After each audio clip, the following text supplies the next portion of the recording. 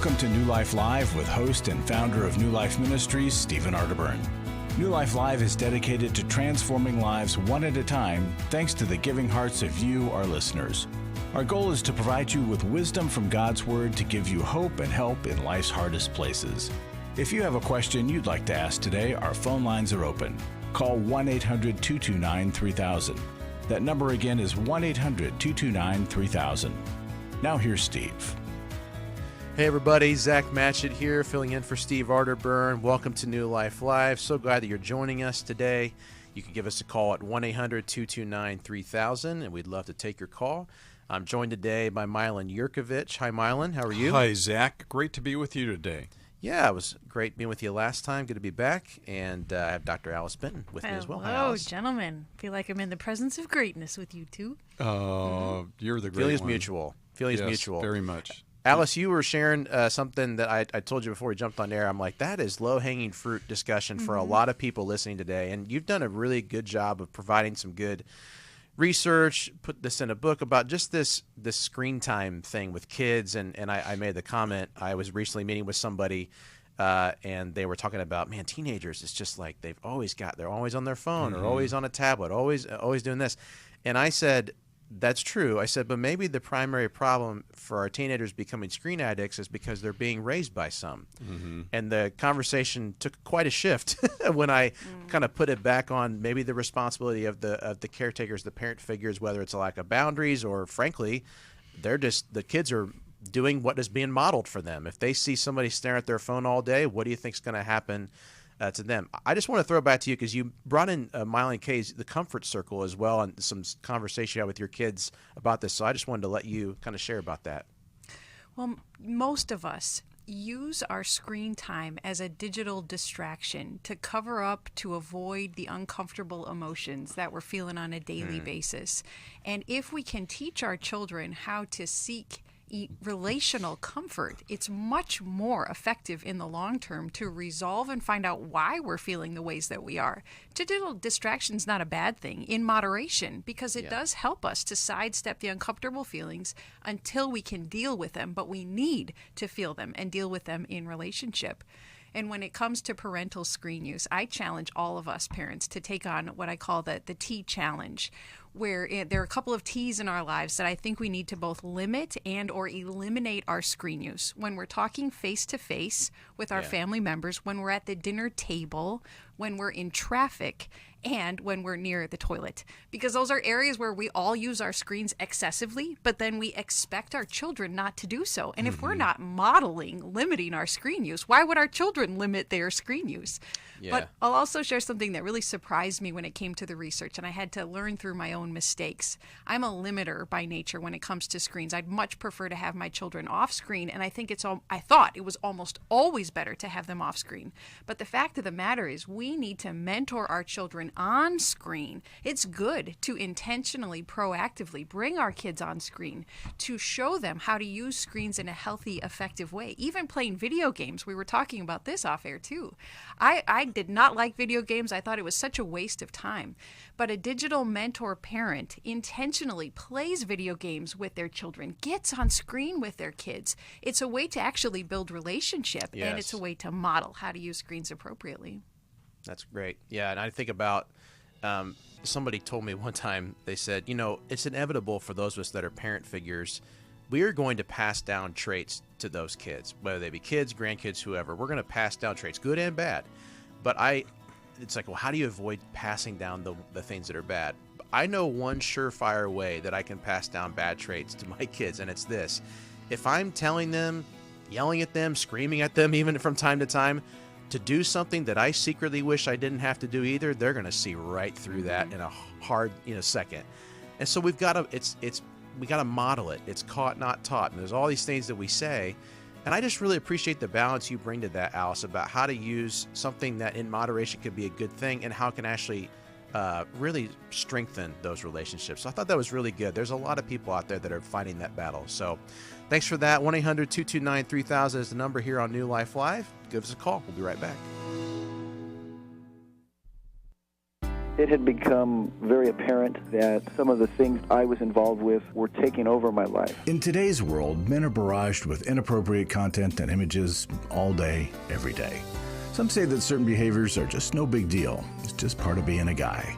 But it's simply not true. It's a battleground for every man, and the opportunities to fail are everywhere. New Life's Every Man's Battle workshop can help. After 7 years, he just one weekend, a completely changed man. For over 20 years, New Life Ministries has been helping men regain their integrity and purity through their one-of-a-kind Every Man's Battle workshop. He said, I think this is something that every man should go to. Married, dating, it was definitely life-changing. Now the workshop is coming to Washington, D.C. November 4th through the 6th. Don't wait for him to call. To find out more, call 1-800-NEW-LIFE or go to newlife.com. I just can't say enough of what New Life has done for our marriage. 1-800-NEW-LIFE.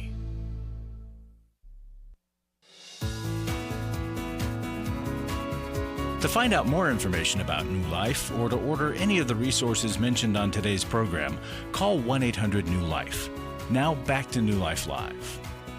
Thanks again for joining us today. We're going to get to your calls here in just a second. Thanks for joining New Life Live. Zach Matchett here, Milan Yerkovich, and Dr. Alice Benton. I want to mention real quick, ladies, if you've been thinking about this Restore workshop, today is the last day that you can actually save $200 on your registration. We cannot encourage you to take part in this event. If you've been hurt or wounded in any way through this betrayal of marriage, you can find restoration. I'm telling you. I know that it may seem impossible, an uphill climb, but please go to newlife.com, call 1-800-NEW-LIFE, get some more information about the event.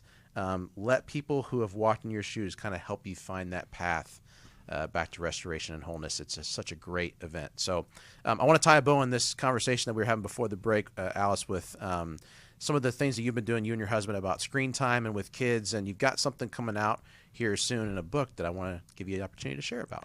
Well, Steve and I co-authored Understanding and Loving Your Child in a Screen-Saturated World. It will be coming out in August of 2023. That's awesome. That's awesome. Well, we said it. It's kind of a felt need. I mean, so many parent figures are feeling this, like, okay, well, I got things to do. I could just give them their own personal television, right, right into their own hands, and kind of keep myself occupied with doing other things. But it's become an addiction. I mean, that goes without saying. Milan, I mean, you've counseled families and couples and all kinds of stuff, and you're shaking your head every time we say this. I mean, what would you say to the person that's like, yeah, but, I mean, what are we supposed to do? Like, the kids may push back. The teenagers don't want to hear, get off your phones. Or like, what would you say to those people to stand their ground and say, look, you've got to do better at this in moderation? Social media is an inaccurate term. It's not social. It is media, but it's not social. It doesn't teach relationship. And Yes. so when a phone is used as a babysitter, and that's not to say that that's not a good idea from time to time. One of my daughters has 2 young boys, and the only time they get to use their tablet or their personal game tablet is on a plane when they need to be distracted and have something to look at. The rest of the time, they don't have free liberty to do that. So there's a restriction. Everybody opposes, including all of us as humans. We oppose, and Adam and Eve opposed God's restrictions. Don't eat from that tree. So we all struggle when somebody says no. But we have to be strong enough as a parent and realize we must be able to tolerate. We need to be able to draw lines because it's for our kids. I love what you said. If we're talking, we look in each other's eyes. We put the phone down. Mm-hmm. Yep. And we purposely put it down and model putting down a phone to look at somebody instead of glancing up and looking at them and then looking back. We have to have those, and then we have to tolerate the no's and realize that our kids will conform to them over time. Well said. It's a simple action step, too. Those are easy, I think, in terms of setting the boundary, but actually following through is the much more challenging one. But it's worth it. It's sacred space to have face-to-face conversations. So don't allow digital interruptions to get in the way of those sacred conversations. I want to get to our first call here. We've got Leanne on the line. She is listening to us in Maryland. And so, hello, Leanne. Welcome to New Life Live. How can we help you today? Hi. My question is, I have a lot of issues, but the main one today is on my mind is my son, and he's 19 years old, and he still lives with us. He's working pretty much full time, and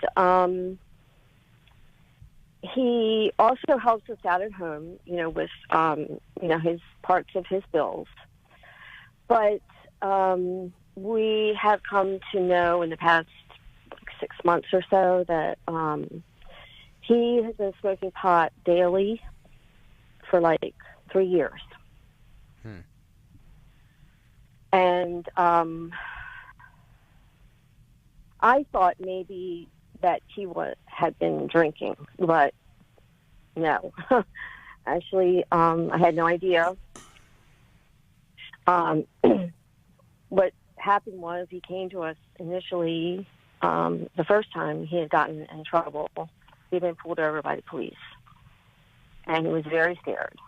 Yeah. And then, we told him that we didn't want it in the house. We didn't want it in his car because his dad has his name on his car. He got a small loan, to get him credit and stuff. So, yeah, this is tricky. So you're just now finding out. So this has been going on for 3 years, you said? Yeah. And how has your son reacted? How has your son reacted to these boundaries that you're trying to set in place? Pretty well. I mean, I don't know if they're really that harsh, to be honest. And I don't know if he's really been adhering to them because. So, Leanne, what is your question? What is your question of us, Leanne? My question is, second thing is he had another incident with the police, and now he has a case that we have to, he's been charged with a misdemeanor. But I think we have to get a lawyer and all that stuff, and so I just see it escalating, and I keep telling him that this is God's way of warning you. It's God's way of saying, look, stop. There's something wrong with this. His point of view is that, there's a medical place up the street where they just deal it out. What's wrong with me doing it? It's legal over there in D.C. or whatever. Why can't I do it here? And Leanne, does he claim to use it for any medical or supposed mental health reasons? Well, he says it calms him down. Mm-hmm. He says that his he shows me his hand will shake, and it calms him down. And I've mentioned going somewhere to get actual, prescription medicine for him, and he has balked at that. He doesn't want that. And have you and your husband required that he stop using as he lives in your home, or have you required that he receive treatment even though he doesn't want to? No, not really. Just the boundaries that I just said were that he wasn't to have it in the house or the car. And and why would you why would you and your husband hesitate to set those stronger boundaries? We don't want to push him away. Mm-hmm. We don't want to push him out the door. What are you afraid will happen?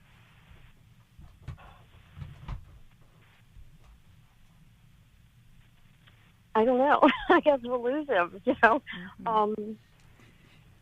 And have you witnessed losing someone else in your life because they chose substance use rather than choosing help?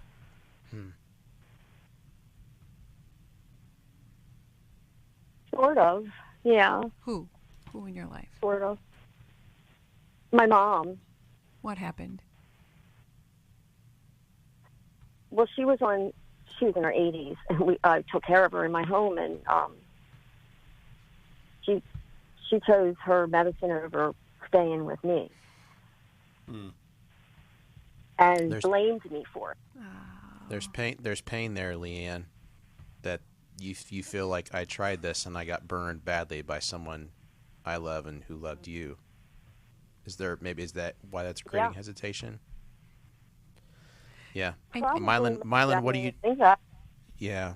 Yeah. This is hard because he's an adult. He's still an adult. He's 19 years old. There's been some ongoing conversation about how to put these boundaries in place. I just want to Right. give a chance to, I know Alice been asking some follow-up questions, and so Milan, maybe throw this to you. When this happens, as a parent goes, I'm afraid we're going to lose so-and-so if we do this, what would you counsel Leanne or any other parent that finds himself in a similar situation to do? Well, we have to ask ourselves, Leanne, all of us do, why do we do what we do? Why do I say, make choices? Why do I hesitate to set a boundary? And Alice asked the most important question, what is leading to that hesitancy?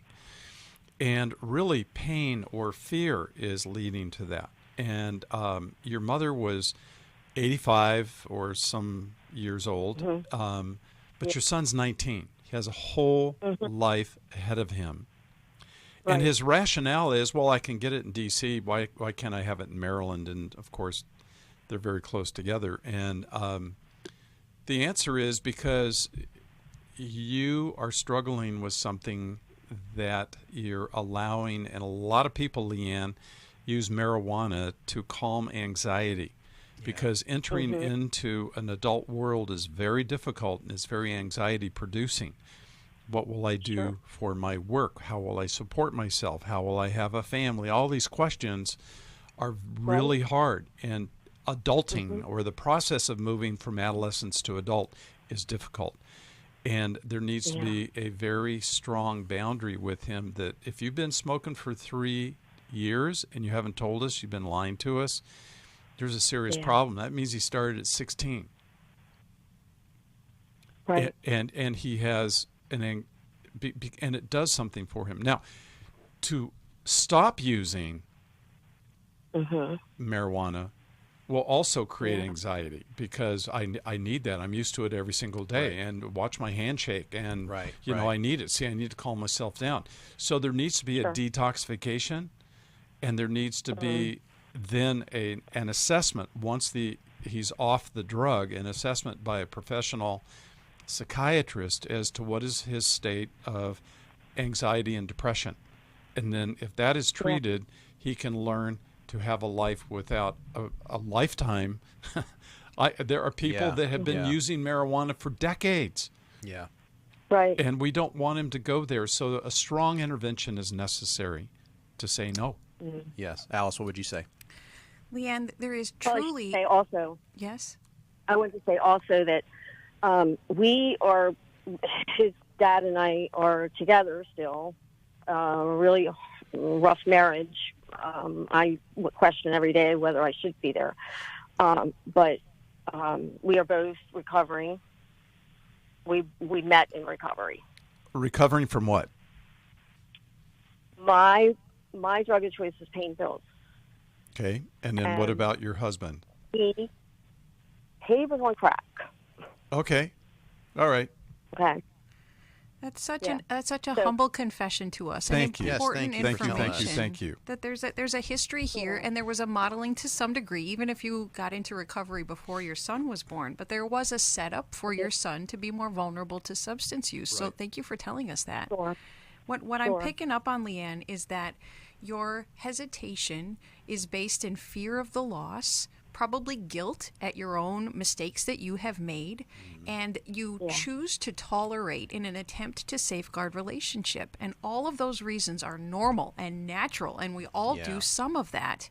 But what it does is it keeps a deceptive cover on relationship that isn't truly there in the genuine way you actually want it to be. So you and your son have been living in sort of a false relationship where he's not being real with you. He hasn't been for these 3 years that he was hiding it. And so you can choose to continue to have soft requirements, to not ask what you know to be enough. You know you're not asking enough of him. You can keep doing that to keep him in the home, but it will not be a genuine, honest relationship. And in my work with people struggling with addiction, most people have to suffer more and more loss and consequences to actually choose sobriety. And what frightens me about marijuana use is that although it does make a person feel calmer at the time, it is a temporary solution, which actually exacerbates anxiety and can even ramp it up to paranoia and schizophrenic symptoms if people continue to use long term. I've seen folks get stuck in paranoia because of marijuana use. And so we're doing our children a disservice. You know what I mean? You've seen it as well. Yeah. We're doing our children a disservice if we don't require enough of them and we start to enable and participate in their addictive behavior. And so I want your focus to actually be on increasing your strength by lamenting what happened with your mother, by what's happening in your marriage, because you need to build up your fortitude to have the courage to make tough choices with your son. Yeah. And a confession to your son that your anxiety may be as a result of our difficult marriage. Yes. And our addictions from which we are sober.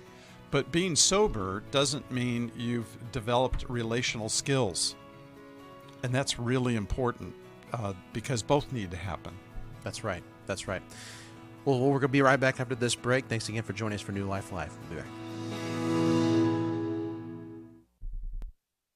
For most of my life, I've been dealing with an opiate addiction. Why is opioid addiction quickly becoming one of our nation's biggest killers? Maybe it's because it isn't only those who are addicted who are in denial. We did what I see so many parents do, is it can't be an addiction. There's something medically wrong. It's impossible to solve a problem when you don't know what you're up against, and families will try to find any explanation except the one that will put them on the right path. Alcoholism and drug addiction is a family disease. It doesn't affect just the individual. If someone you love is abusing painkillers, know what you're up against. It's time to admit it's addiction and seek treatment. Call us today at 1-800-NEW-LIFE. We have Christ-centered partner treatment centers around the country. Call 1-800-639-5433 or visit us online at newlife.com. We just made a decision. We will do whatever it takes. 1-800-NEW-LIFE. Chris Williams on coaching. Oftentimes I get asked, what is the difference between therapy and coaching? The biggest difference between the two is that a therapist is going to be looking for a diagnosable mental health condition, whereas a coach is going to look at a particular issue and help a person work through that. If you need a coach, call New Life today and ask about the New Life Coaching Network. Our coaches have been trained and screened with the same intensive process we use for our network counselors. If you're looking at an issue in your life that you just kind of want to change, whether it be your weight or leadership or other areas of behavioral patterns, check out coaching. There can be some really, really helpful things for you. Take control of your life and take action to achieve your goals. Call 1-800-NEW-LIFE. That's 1-800-639-5433 and talk to us about getting a New Life coach. 1-800-NEW-LIFE.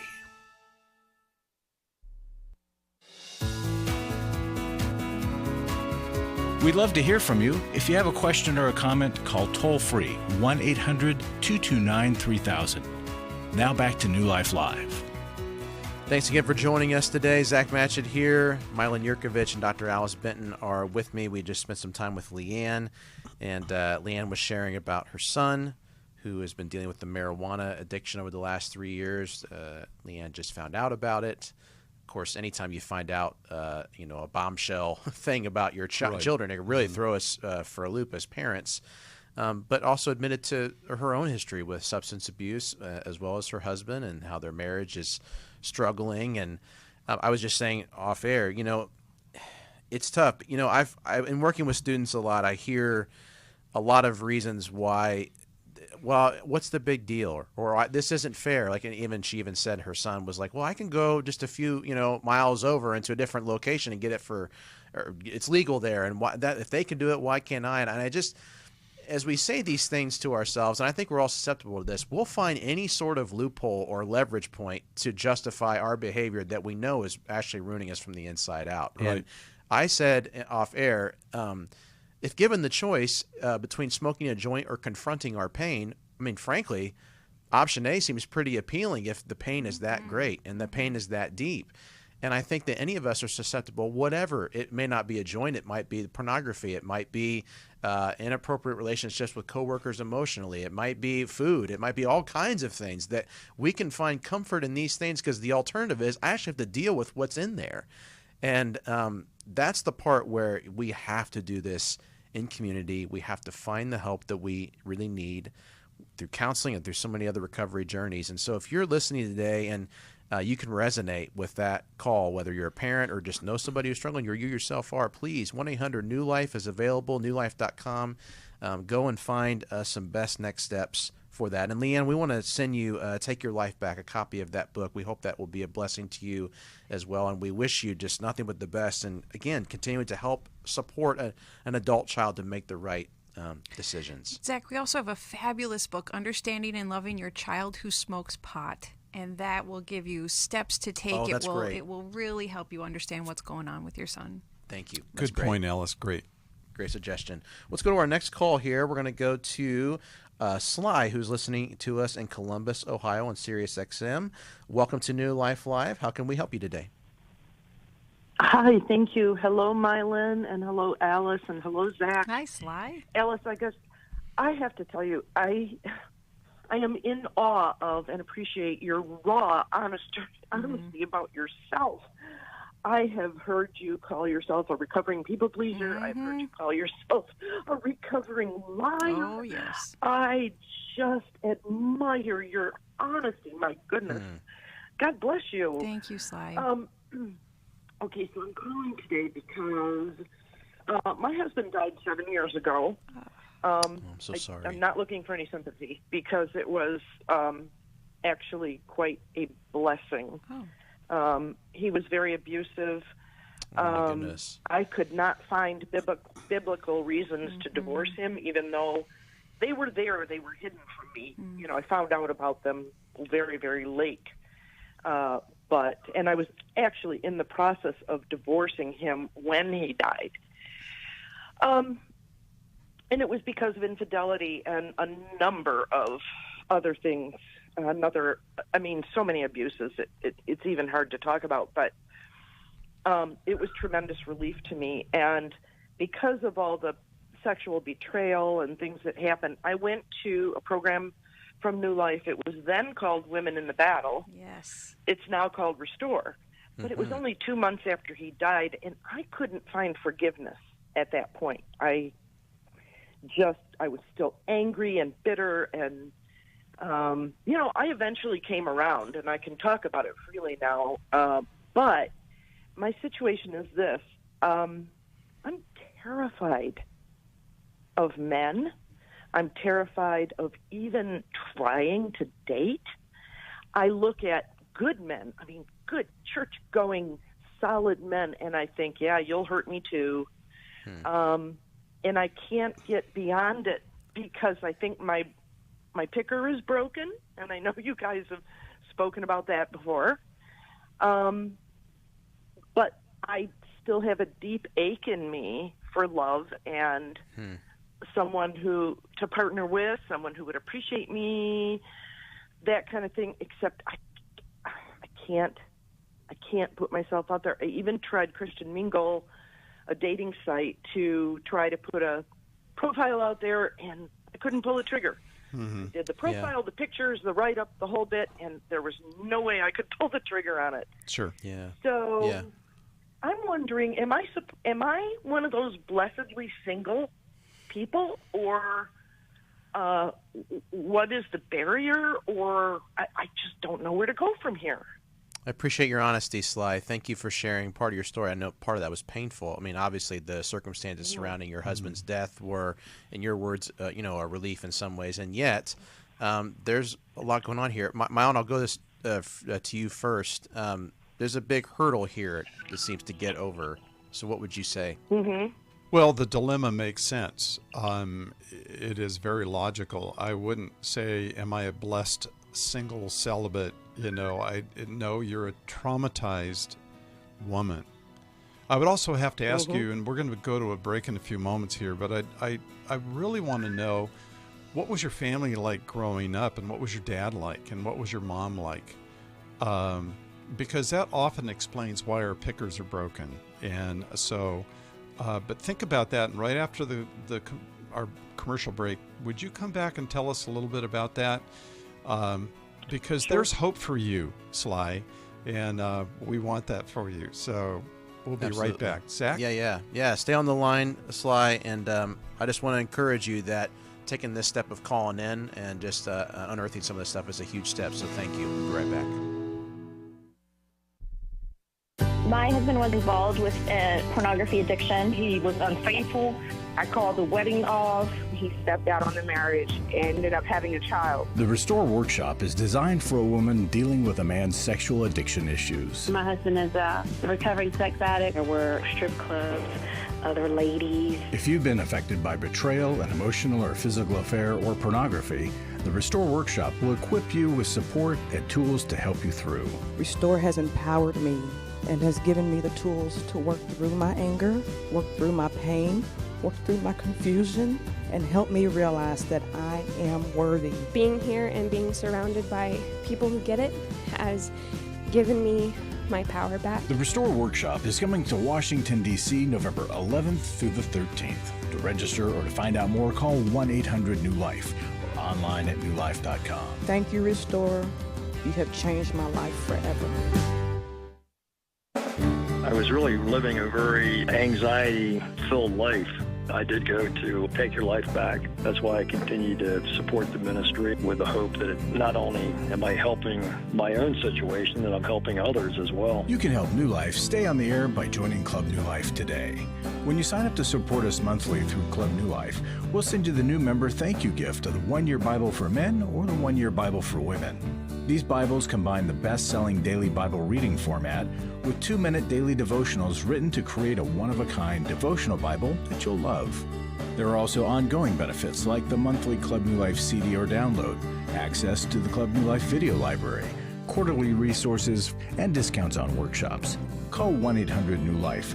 Support Club New Life, and together we can help hurting people find help and hope in life's hardest places. Call 1-800-639-5433 to join Club New Life today.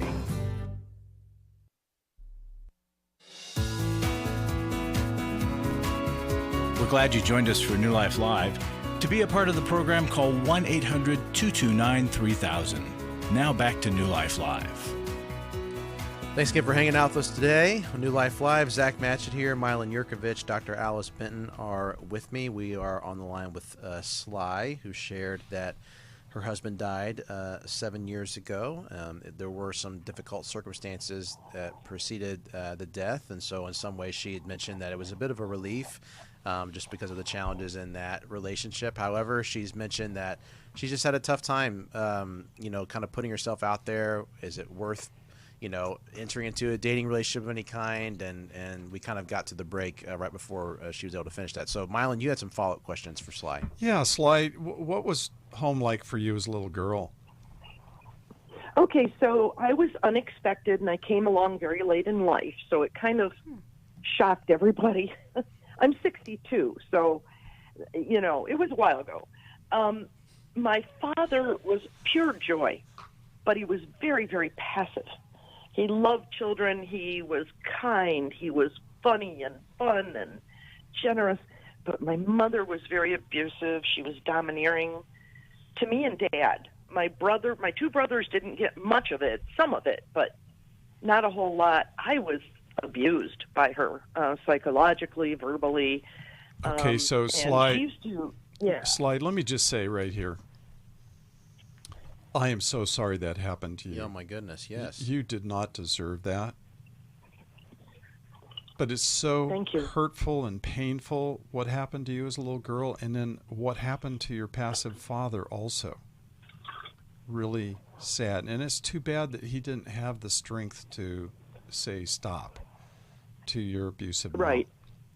But when no, he couldn't. He couldn't. Yeah, yes. There was no way he could stand up. I know he couldn't, and I've seen that many, many times. Both directions. Some women that cannot have a voice with their husband, and some husbands who cannot have a voice with their wife.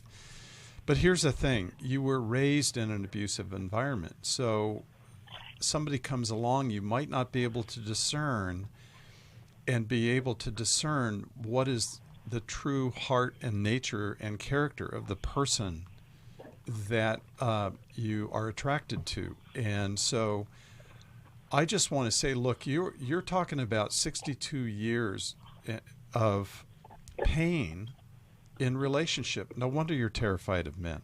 And you're actually asking a good question. Yeah, he looks like a really nice church-going guy, but what's he like behind closed doors? And in my office, I see what happens behind closed doors. And I must say that there are so many people that project a false self out to the world and in church. But behind closed doors, they are not the kind of men or women that you would want to draw close to in a relationship. Here's the deal. You have to get to know this person for a long time. I tell people, if you're going to date a person for a very long period of time, get into some counseling together with a counselor that is not afraid to really push each one of you into history and authenticity. And that is how we would prepare to say, okay, now I'm going to find somebody to spend the last third of my life with.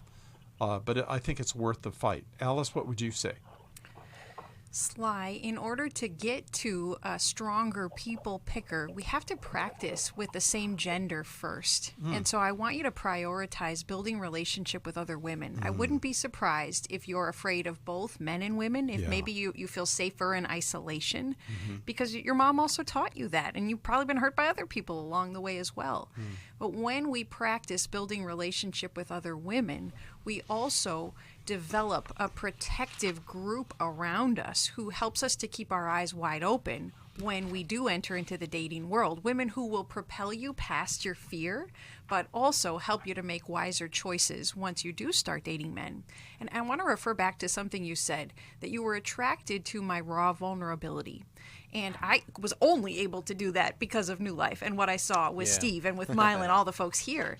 So what you want to look for is people who can admit how broken they are and who are in the recovery process working on their brokenness, both in women and in men. Look for those characteristics. And sometimes, Sly, we only find that within recovery circles. So joining Celebrate Recovery, joining a New Life recovery group, and getting into counseling. Those are the ways we build up our people picker, strengthen it, and then start increasing our exposure to people who are broken but working on it. Yeah, well said. And that there's a role in even just saying the recovery group thing too, because it allows another safe space to unpack what you just shared with us too, to kind of get deeper and to have maybe some counseling along the way too. So I want to send you a resource. Milan and Alice, I don't know if there's anything that comes to mind particularly that might be helpful for Sly in this journey as she's kind of trying to restart some things and overcome some fear. Well, a couple of things. For her to go to a Restore workshop would be really great for her to begin to find a group of women, because she has been horribly betrayed and horribly hurt. And that would be maybe a good start for her, as well as Take Your Life Back by Steve and Dave Stoop, where she really is able to look and see her history and begin to reclaim the Sly that is really in there, the sweet, good person, and to grow. And Sly, even though you've been to Restore before, we do recommend repeat attendances. We've had a lot of folks who come multiple times because you get to a deeper level when you go a second time, and it sounds like it's time for a re-up. Well, what I love about what she said was, she goes, I'm different now. When I went the first time, I was not ready for all that. But now I'm at a different place. Yeah, unique circumstances need to have unique solutions in some ways, so you got to be able to go back with a different mentality and mindset. So Sly, I hope you're encouraged. Thanks for calling. I know that took courage to kind of put yourself out there, so we really appreciate it. We're joined now by Larry Sonnenberg. Larry, what do you got for us today? Hey, Zach. We've got Every Man's Battle coming up now. I guess it's 2 weeks, November 4th to 6th.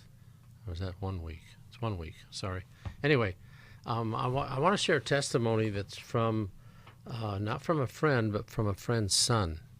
And I wanted to point that out because, guys, a lot of you guys have sons that are of the age that probably, and circumstance, that probably need this workshop. And it's a good thing for a dad to help a son see that And it's good if there's a relationship that the son would even open up to that. But here's what this son said. Buried. That's where it needed to stay. That was where I needed to keep my past. So damaged, so dark, so lost and corrupted. I didn't even want to touch it, or look at it, or whisper to give weight to its hurting existence, so that I could pretend and attempt to live a life all the while quietly haunted for each minute and step. This guy should have been a writer. I was just going to say that. Yeah, that's great. And then a friend right before me shared in our first session, bringing to light in my own heart what I so desperately didn't want to face. I wanted to run, anything other than to face the hurt, the shame that rooted my own pathetic existence. Instead, I was surrounded by love in a circle of other men, lost, deeply grieving, broken and fumbling in the dark, crying out for mercy. I was no longer a suffering alone, but a suffering shared. And in the middle of that circle, a son who knows our suffering, who weeps as I weep, as all of us wept. A son ready to take our burden and give us peace, to welcome me home, to shine light in the dark and heal what is buried with his own life, his own blood. The hurt is still there, but it's a hurt I can now face, because the Lord's with me, with strength to face evil for the battle ahead, and comforted by the men he has placed around me for the journey home.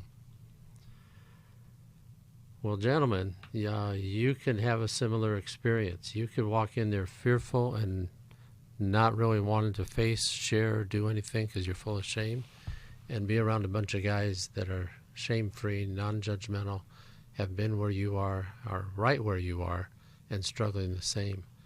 And then it's going to make a difference. The weight of the world's going to come off your shoulders. A lot of work to do. It's a beginning point. It's not a solution, but it's the beginning of a solution for you. And you be transparent and let the Holy Spirit do a work in you. It's one of the things we're most proud of. That, the marriage, restore, everything we're most proud of. But every man's battle is one of them. So I want to encourage you to come.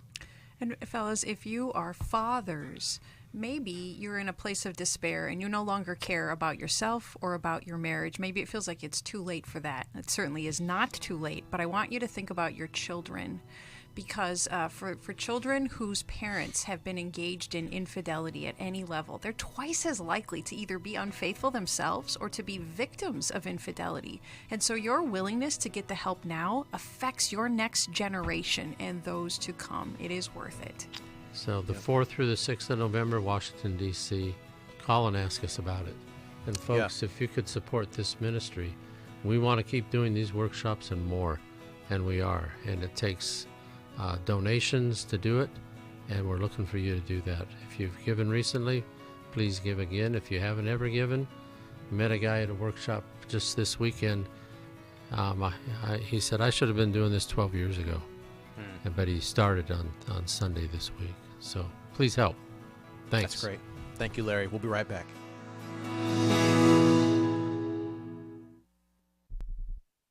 It had become very apparent that some of the things I was involved with were taking over my life. In today's world, men are barraged with inappropriate content and images all day, every day. Some say that certain behaviors are just no big deal. It's just part of being a guy. But it's simply not true. It's a battleground for every man, and the opportunities to fail are everywhere. New Life's Every Man's Battle Workshop can help. After 7 years, he just one weekend, a completely changed man. For over 20 years, New Life Ministries has been helping men regain their integrity and purity through their one-of-a-kind Every Man's Battle Workshop. He said, I think this is something that every man should go to. Married, dating, it was definitely life-changing. Now the workshop is coming to Washington, D.C., November 4th through the 6th. Don't wait for him to call. To find out more, call 1-800-NEW-LIFE or go to newlife.com. I just can't say enough of what New Life has done for our marriage. 1-800-NEW-LIFE. Join New Life Ministries for a brand new one-day conference for women at the Museum of the Bible called Lumina.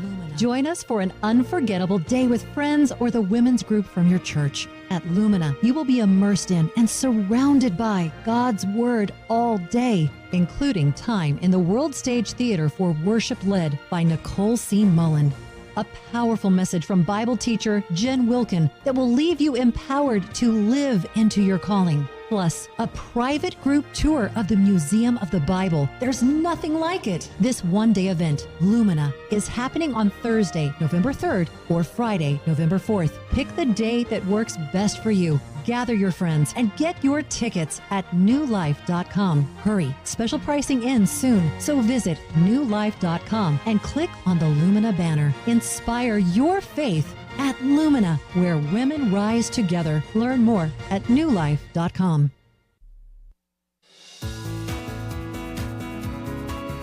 To find out more information about New Life or to order any of the resources mentioned on today's program, call 1-800-NEW-LIFE.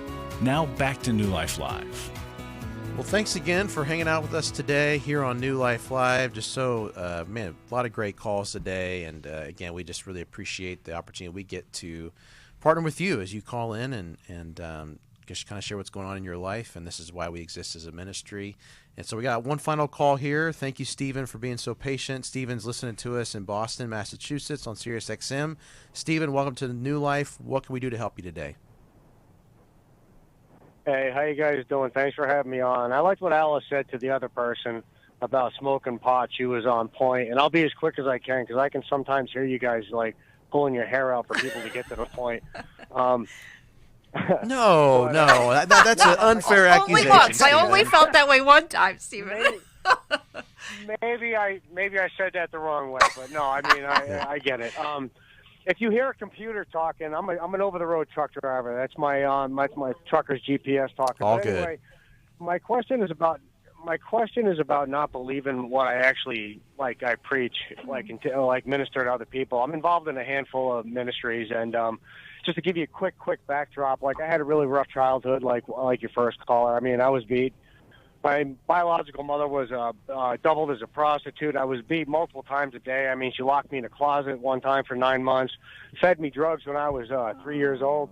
When I was 10, I went to go live with my parents, and that's my dad and my stepmom, who was so jacked up that they couldn't handle me. You know, I stole my first car when I was 13, and anyway, so I grew up in state care, and 18 years old, I get kicked out, and I lived for 24 years of my life just homeless, a drug addict. I've been locked up in 5 states. I did serious time once for attempted murder and a weapons charge, and that was for actually trying to kill my biological mother.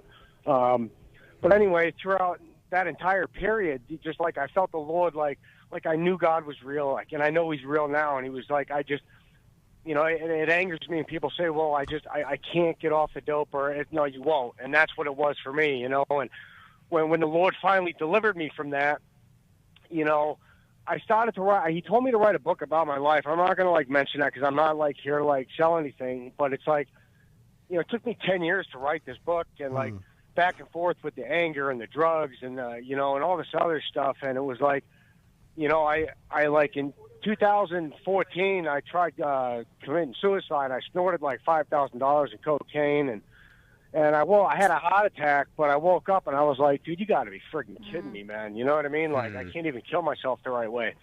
And so I finished the book up, and I've been blessed to I've been on a couple of low-level Christian radio stations, a couple of low-level Christian talk shows, and I'm involved in ministries. I mean, there's a couple of families that I even reach out to now that I still have constant communication with about their children that are going through alcohol and drug addiction, which is what I liked what Alice said about smoking pot. Dude, you're not sober if you're smoking pot. I don't want to hear the garbage about, well, pot helps you off the other stuff. Anyway, that was just a side note.